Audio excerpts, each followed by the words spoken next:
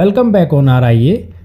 इस वीडियो में हम जानेंगे भारत में कृषि क्रांति, एग्रीकल्चर रेवोल्यूशन या जिन्हें कलर रेवोल्यूशन भी कहते हैं, इनके बारे में कि कौन सी क्रांति किसके प्रोडक्शन को बढ़ाने से संबंधित है। तो भारत में सबसे पहले क्रांति की शुरुआत 1966 में हुई हरित क्रांति से मानी जाती है, यानी कि जो आपकी ग्रीन रेवोल्यूशन है उससे मानी जाती है। इस क्रांति के कारण भारत खाद्यान्न उत्पादन में आत्मनिर्भर हो गया। हरित क्रांति में मुख्य योगदान था उन्नत किस्म के बीजों का, और इस क्रांति के बाद ही अन्य कृषि क्रांतियाँ शुरू हुई, जिसमें श्वेत क्रांति यानी वाइट रेवोल्यूशन, गोल क्रांति, राउंड रेवोल्यूशन, पीली क्रांति, येलो रेवोल्यूशन आदि हैं, जिनके बारे में भी हम एक एक करके जानेंगे। तो ये वीडियो काफ़ी इम्पोर्टेंट होने वाला है, वीडियो को आखिर तक जरूर देखें। शुरू करते हैं हरित क्रांति यानी ग्रीन रेवोल्यूशन से। तो जैसा कि मैंने बताया कि खाद्यान्न उत्पादन से संबंधित थी और इसके कारण गेहूं और धान की पैदावार में अच्छी वृद्धि हुई थी। भारत में इसके जनक MS स्वामीनाथन को माना जाता है, जबकि विश्व में हरित क्रांति के जनक हैं नॉर्मन बोरलॉग। ये भी अक्सर आपके एग्जामों में पूछे जाते हैं। नेक्स्ट है हमारी श्वेत क्रांति यानी वाइट रेवोल्यूशन जो है, तो इसका संबंध है दुग्ध उत्पादन से यानी मिल्क प्रोडक्शन से। भारत में इस क्रांति की शुरुआत 1970 में हुई, जब राष्ट्रीय डेयरी विकास board, national dairy development board NDDB की स्थापना की गई। इसमें डेयरी विकास सहकारी समिति यानी कोऑपरेटिव सोसाइटी के माध्यम से किया जाना था।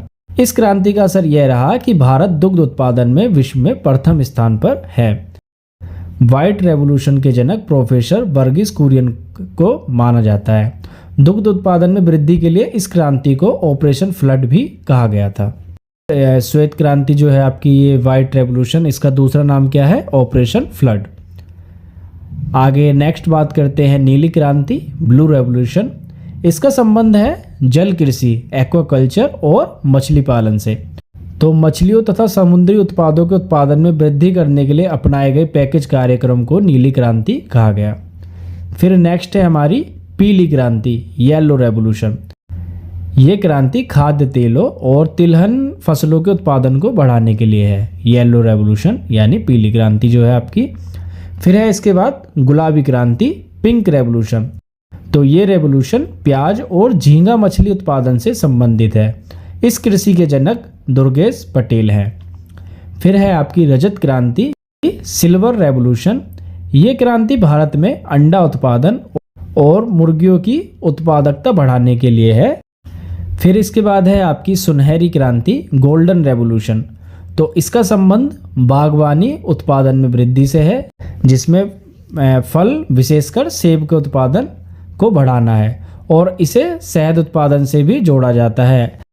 तो जो सुनहरी क्रांति है यानी गोल्डन रेवोल्यूशन है, ये फल उत्पादन में वृद्धि से संबंधित है और ये शहद उत्पादन से भी संबंधित है। फिर नेक्स्ट है हमारी गोल क्रांति, राउंड रेवोल्यूशन। इसका संबंध देश में आलू के उत्पादन को बढ़ाने से है। तो भारत चीन के बाद विश्व का दूसरा सबसे बड़ा आलू उत्पादक देश है, और भारत में सबसे बड़ा आलू उत्पादक राज्य है उत्तर प्रदेश। इसके बाद है आपकी धूसर क्रांति, जिसे इंग्लिश में ग्रे रेवोल्यूशन कहते हैं। तो उर्वरक यानी जो फर्टिलाइजर है उसके उत्पादन में वृद्धि से संबंधित है आपकी ये वाली रेवोल्यूशन। फिर है आपकी काली क्रांति, ब्लैक रेवोल्यूशन। तो ये पेट्रोलियम उत्पादन में वृद्धि से संबंधित है। इसके बाद नेक्स्ट है सदाबहार क्रांति, एवरग्रीन रेवोल्यूशन। तो ये कृषि में सतत विकास जो होता है, यानी जिसे हम सस्टेनेबल डेवलपमेंट कहते हैं, उससे संबंधित है। यानी कि भविष्य में मिट्टी की क्षमता बनाए रखना, रेन वाटर हार्वेस्टिंग, कृषि शोध, ये सब करना, ताकि जो आपकी कृषि है वो लंबे समय तक टिकाऊ बनी रहे। ठीक है।